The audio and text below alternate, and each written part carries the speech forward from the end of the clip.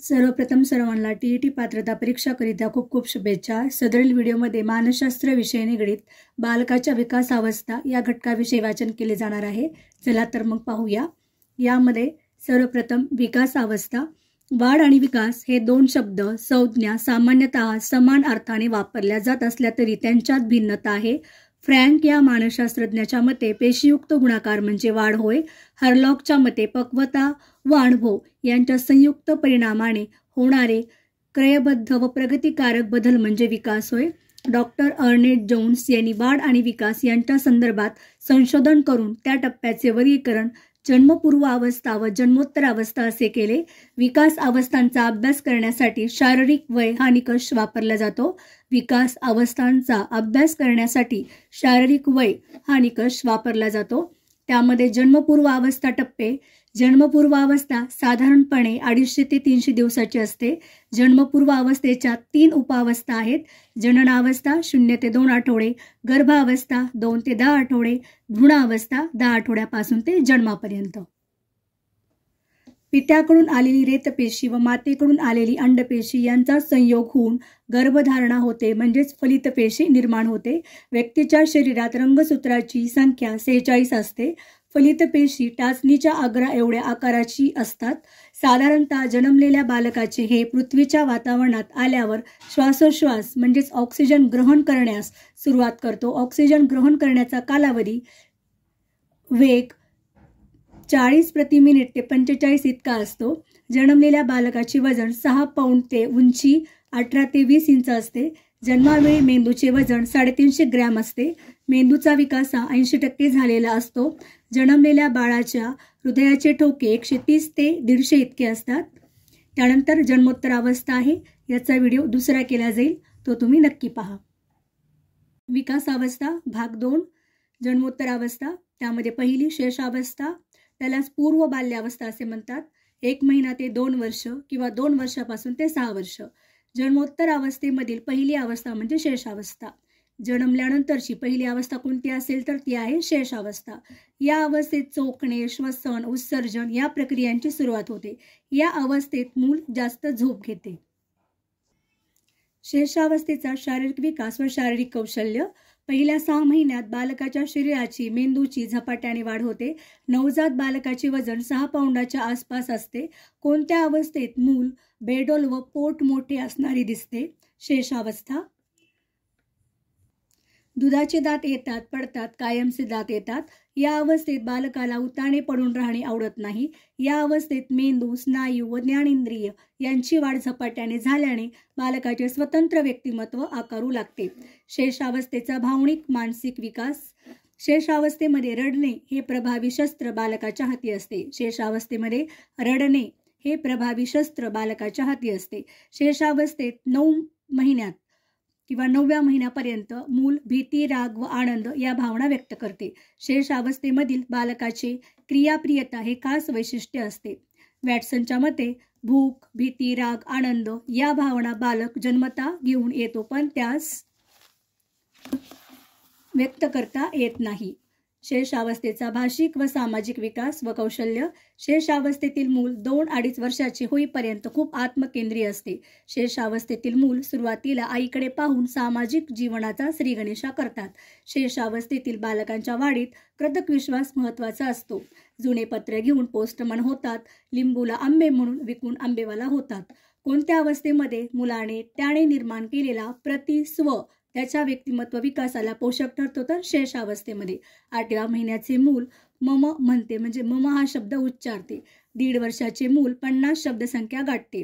2.5 वर्षाच्या मुलाची शब्दसंख्या 450 मर्यादा गाठते। 5 वर्षाच्या मुलाजवळ साधारणपणे 1,500 ते 2,000 शब्द असतात। 6व्या वर्षापर्यंत 3,000 शब्द उच्चारण्याचे कौशल्य प्राप्त झालेले असते। शेषावस्थेचा बौद्धिक विकास।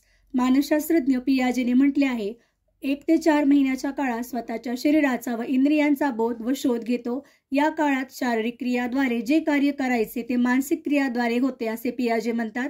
2 वर्ष मुलांना लेखन वाचनाची जबरदस्ती करू नये, कोणाच्या मते? पियाजे यांच्या मते। तर मग या अवस्थेचं शैक्षणिक महत्त्व काय आहे? शेषावस्थेचे शैक्षणिक महत्त्व।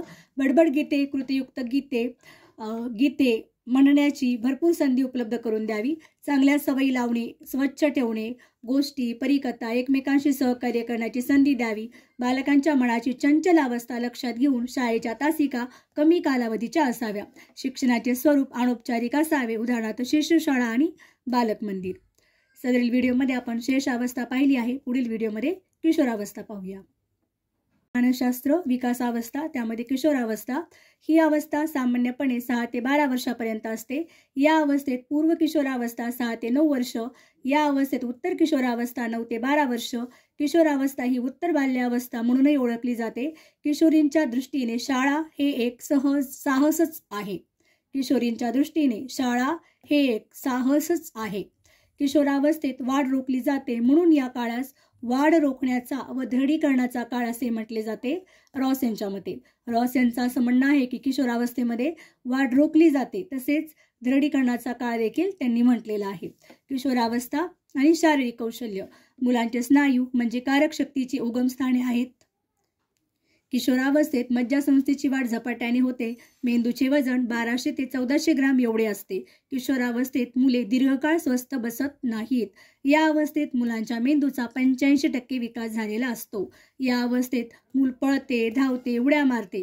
किशोरावस्थेत हाताच्या पकडीचे सामर्थ्य वाढते. किशोरावस्था मानसिक व भावनिक कौशल्य. या वयोगटात ज्ञानेंद्रियाच्या द्वारे विविध अनुभूती मिळविण्यावर मुलांची अवबोधन क्रिया 3 टप्प्यात आढळते. संख्याकन, वर्णन आणि अर्थन.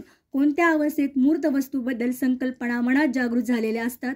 किशोरावस्था. किशोरावस्थेच्या 9 ते 12 या वर्षातील मुलांचे निरीक्षण क्षेत्र आणि अवधान कक्षा अधिक विस्तारलेली असते. या अवस्थेत मुले कोडी, कूटप्रश्न, समस्या सोडवतात. किशोरावस्थेत मुलांची जिज्ञासा चांगलीच जागृत झालेली असते. किशोरावस्थेतील मुले सांकेतिक भाषेचा वापर करतात. क, प, ट, च, प, ट ची भाषा बोलतात. किशोरावस्था अध्ययन व सामाजिक कौशल्य. किशोरावस्थेतील मूल शाळेत स्थिरावलेले असते. शाळेत गेल्यानंतर घरात जेवढे लाड होतात तेवढे होतच नाहीत. हवे किंवा नको चौकशी होत नाही. किशोराला या स्थितीची जाणीव होते, म्हणजेच जाणीव झाल्यामुळे जबरदस्त धक्का बसतो. कोणत्या अवस्थेमध्ये आत्मविश्वास हळूहळू वाढतो? किशोरावस्था. कोणत्या अवस्थेत गट तयार करून एका जणाची नायकाची भूमिका असते किंवा नेतृत्व आणि बाकी अनुयायी असतात? किशोरावस्था. समाजात या वयाची मुले 6 ते 12 शाळकरी म्हणून ओळखली जातात. किशोरावस्था.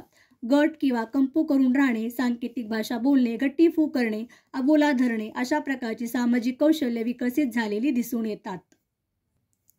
कोणत्या अवस्थेत मुले मुली पालकांपासून थोडेसे दुरावतात, त्यांना वर्गमित्र व शिक्षक अधिक जवळचे वाटू लागतात? किशोरावस्था.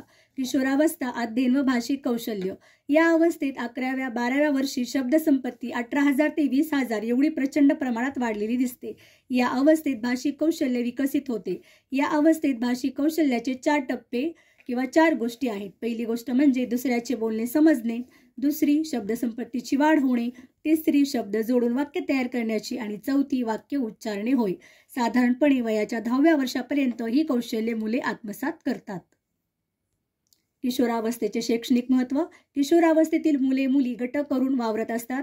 या अवस्थेत संघ प्रवृत्तीचा विकास झालेला असतो. या अवस्थेतील विद्यार्थी औपचारिक शिक्षण घेतात. विद्यार्थ्याला घर ते शाळा किती अंतर आहे याचा अंदाज करता आला पाहिजे. या अवस्थेत संशोधन प्रवृत्ती जागृत झालेली असते किंवा जागृत करावी लागते. सदरील व्हिडिओमध्ये आपण किशोरावस्था पाहिली. पुढील व्हिडिओमध्ये आपण कुमारावस्था पाहूया. मानसशास्त्र विषय निगडीत कुमारावस्था याचे वाचन या व्हिडिओमध्ये होणार आहे. चला तर मग पाहूया. कुमारावस्था 12 वर्ष ते 21 वर्ष. कुमारावस्थेत पूर्व कुमारावस्था व उत्तर कुमारावस्था असे 2 प्रकार पडतात. पूर्व कुमारावस्थेचा कालावधी 12 ते 16 वर्ष, उत्तर कुमारावस्थेचा कालावधी 16 ते 21 वर्ष असतो.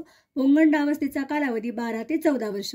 मानवी जीवनातील कोणता कालखंड सर्वात महत्त्वाचा व मूल्यवान मानला जातो?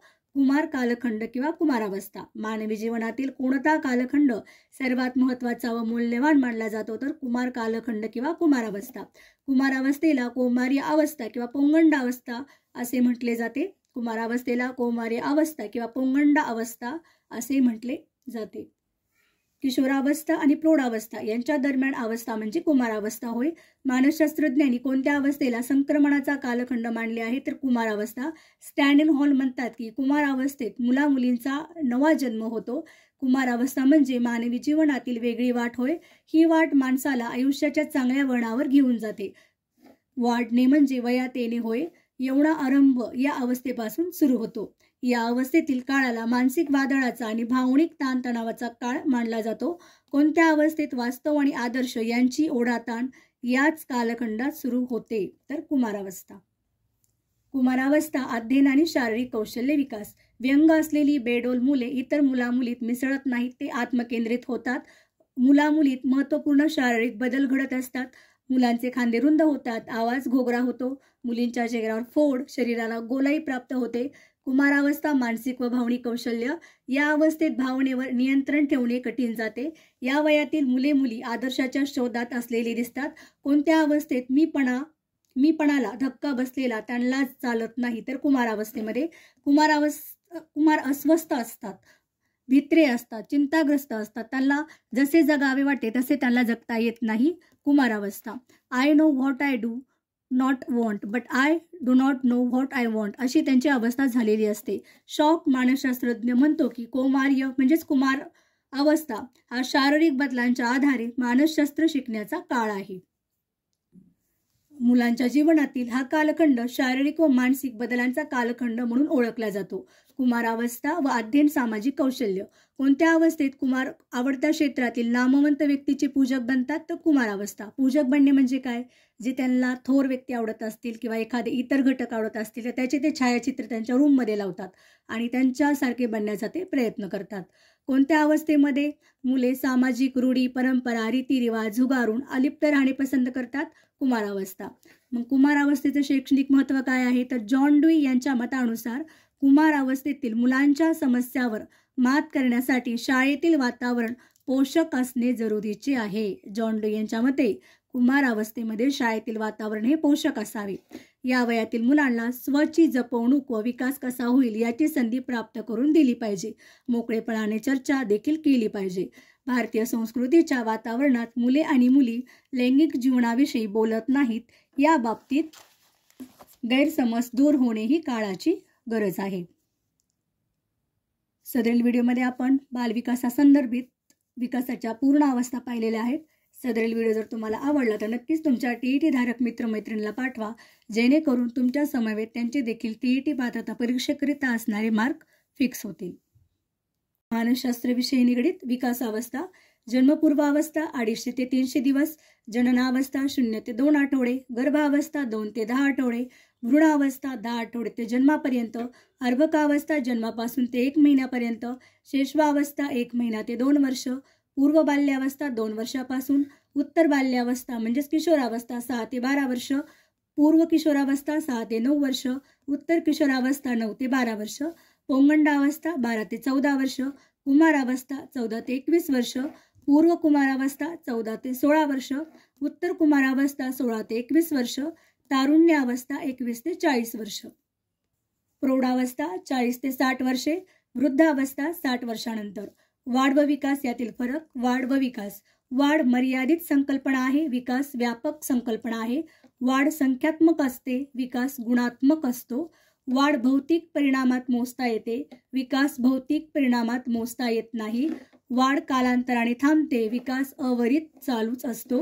वाढीत विकासाचा समावेश नसतो, विकास अविरत चालूच असतो. वाढीचा संबंध बऱ्याच अंशी अणुवंशाशी असतो, विकासाचा संबंध बऱ्याच अंशी अणुवंश व बाह्य परिस्थितीशी असतो. वाढ हा शब्द आकाराने मोठे होणे, वजनाने वाढणे या संदर्भात आहे.